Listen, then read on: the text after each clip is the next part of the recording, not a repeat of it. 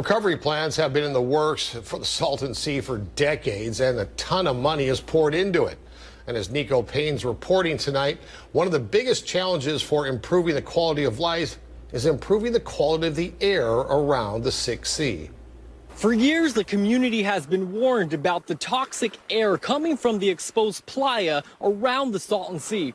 Well, now we are learning more about the toxic fumes that can be coming from the water itself. It is not just, the toxic elements that are being trapped by the water. Frank Ruiz, who is the Salton Sea director with Audubon, California, has been working with researchers who have been studying the toxic levels at the Salton Sea. UCR, was mentioning that it is also a concern, the fumes that are coming out of the water, because not all the elements, that come in contact with the water stays trapped underneath the water.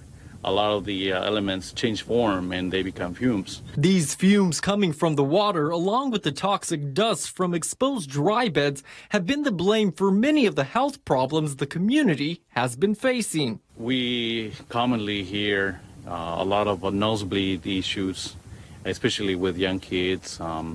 And we hear a lot of people complaining of respiratory problems.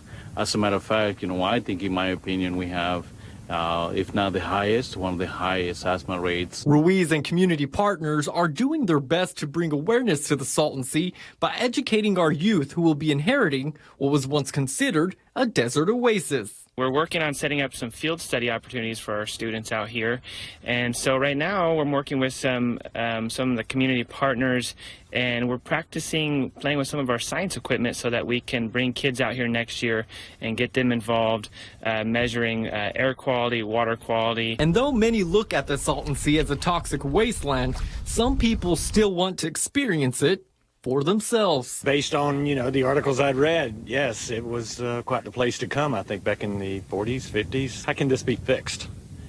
What can be done to fix it and restore it to something that can be used? In my opinion, we already saw the better days of the Salton Sea, especially if you describe the Salton Sea from recreation standpoint, such as boating and fishing.